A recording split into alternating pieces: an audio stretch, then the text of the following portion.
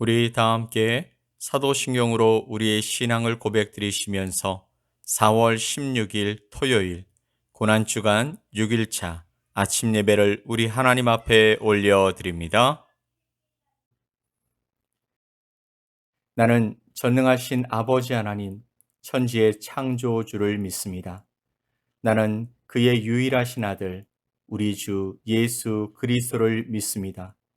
그는 성령으로 잉태되어 동정녀 마리아에게서 나시고 본디오 빌라도에게 고난을 받아 십자가에 못 박혀 죽으시고 장사된 지 사흘 만에 죽은 자 가운데서 다시 살아나셨으며 하늘에 오르시어 전능하신 아버지 하나님 우편에 앉아 계시다가 거기로부터 살아있는 자와 죽은 자를 심판하러 오십니다. 나는 성령을 믿으며 거룩한 공교회와 성도의 교제와 죄를 용서받는 것과 몸의 부활과 영생을 믿습니다. 아멘.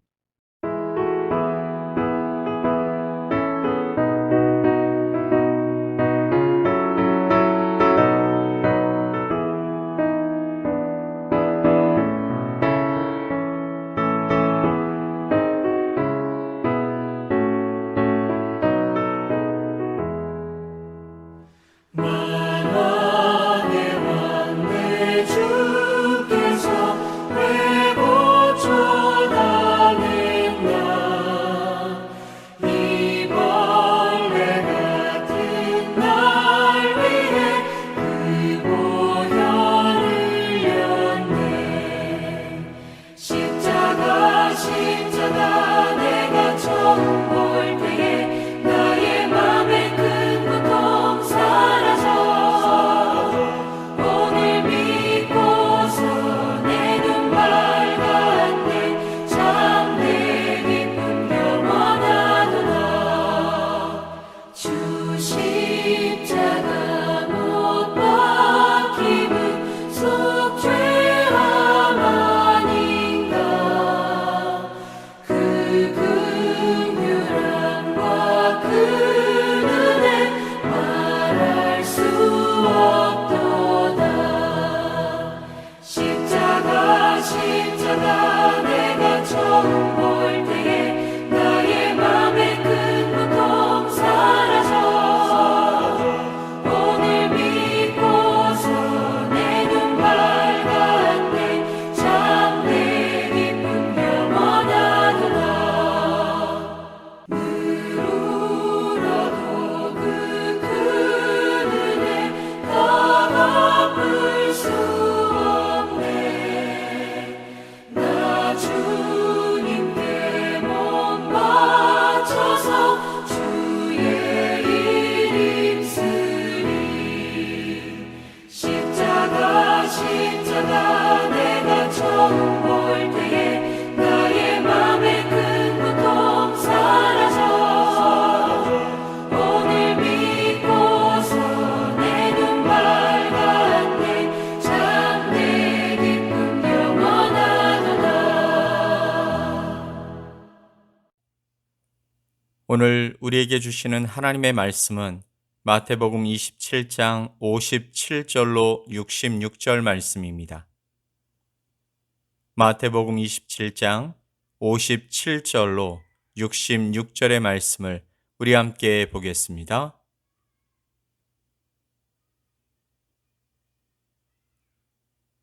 저물었을 때에 아리마다의 부자 요셉이라 하는 사람이 왔으니 그도 예수의 제자라.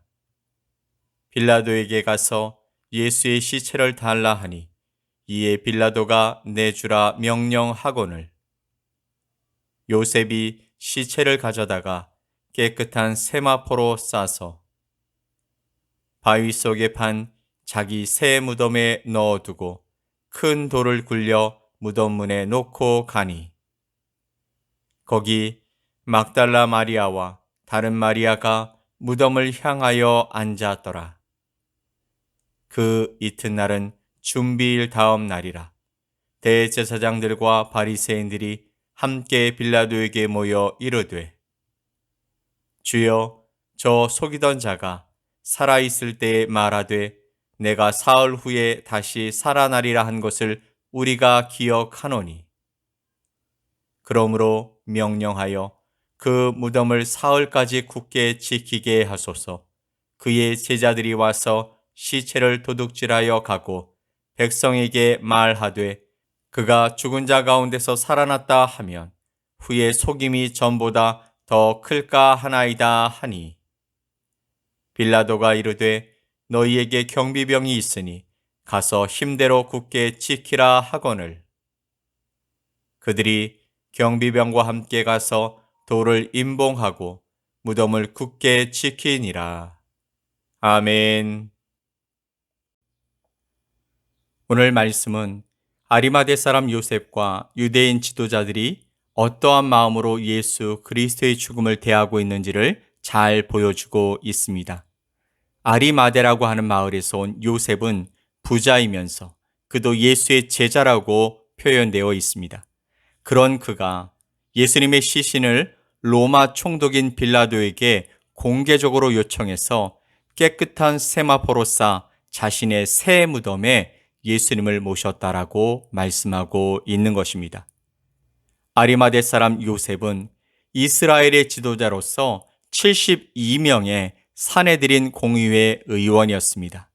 산헤드린 공의회의 대부분의 사람들은 예수 그리스도를 죽이고자 했고 또 음모를 꾸며서 빌라도 총독에게 처형을 요구하는 공식적인 결정을 한 곳이 바로 이 산헤드린 공의회였습니다. 그런데 공회원인 그가 예수 그리스도의 시신을 달라고 하는 것은 바로 자기의 무덤을 판 것이나 다름없는 행동이었죠. 요한복음 19장 38절의 말씀을 보면 아리마대 사람 요셉은 예수의 제자이나 유대인이 두려워 그것을 숨기더니라고 쓰여 있듯이 숨어서 예수님을 따르던 그가 예수님의 죽음 이후에 처음으로 공개적인 행위를 하게 되는 것입니다. 때로는 사람들에게 욕을 먹거나 또 창피를 당하고 거절을 당한다고 할지라도 공개적으로 내 신앙을 고백할 때도 있어야 하는 것이죠. 이 공개적인 행위는 바로 아리마대 사람 요셉의 선택이었습니다. 그리고 그 공개적인 그의 행동은 매우 위험한 것이었죠. 그들은 예수 그리스도를 죽인 것으로 끝나지 않고 그의 이야기까지 기억하며 대비하기를 원했습니다. 63절로 64절 말씀을 보면 저 속이던 자가 살아있을 때에 말하되 내가 사흘 후에 다시 살아나리라 한 것을 우리가 기억하노니 그러므로 명령하여 그 무덤을 사흘까지 굳게 지키게 하소서.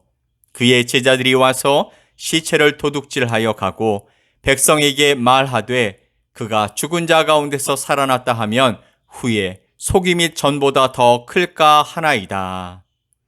이 사람들이 제자들보다 훨씬 더 많이 부활에 대해서 준비하고 있었던 것입니다.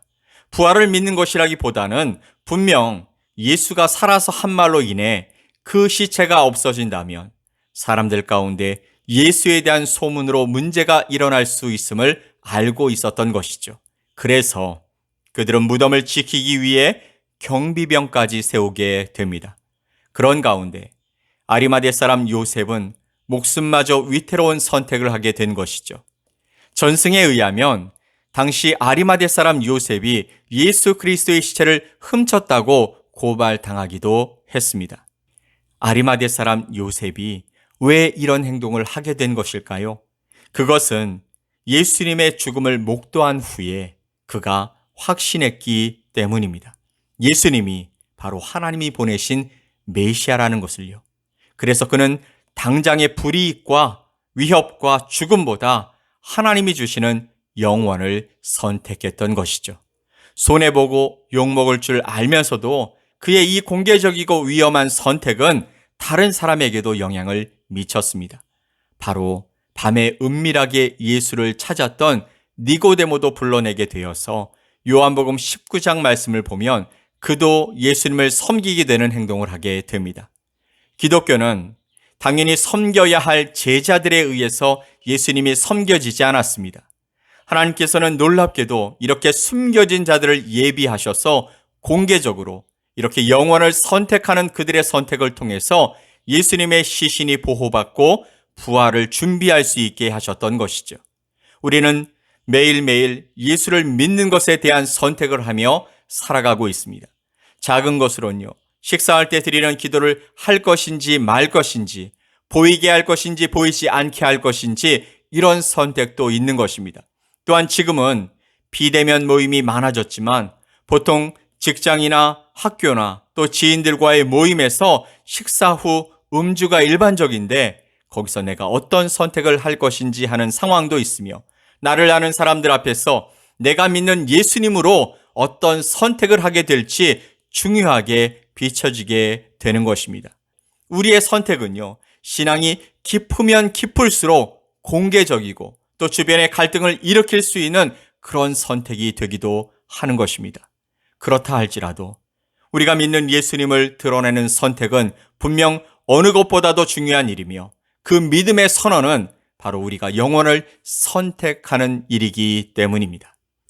나치의 유대인 수용소에서의 삶을 쓴 빅터 프랭클린이라는 심리학자는 그토록 치욕적이었던 유대인 캠프에서도 아무리 내가 죽음에 노출되어 있는 환경에 있다고 할지라도 내 안에 있는 자유를 건드리지는 못할 것이다 라고 믿으면서 자신의 선택의 자유를 그들이 빼앗지 못할 것이라는 확신을 했습니다.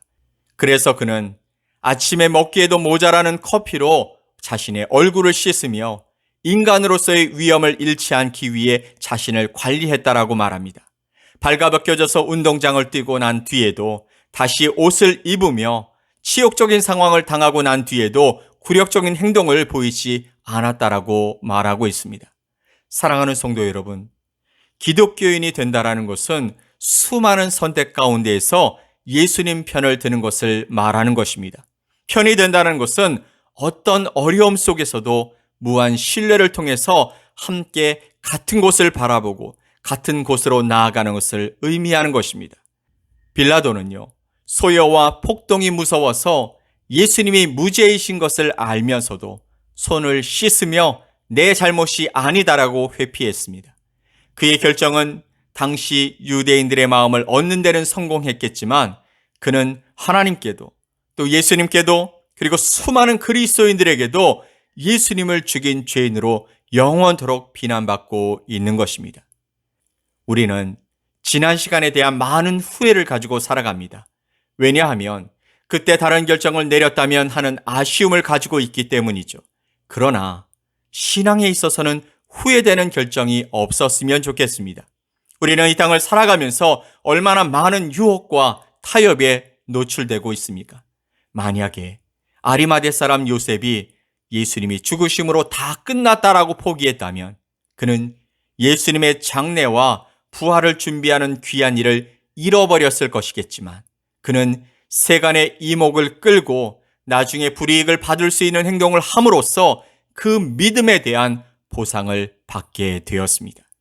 주님은 우리 없이도 모든 것을 하실 수 있으시지만 우리들의 작은 헌신으로 더 풍성한 역사를 이루시기도 한다는 사실을 기억합시다.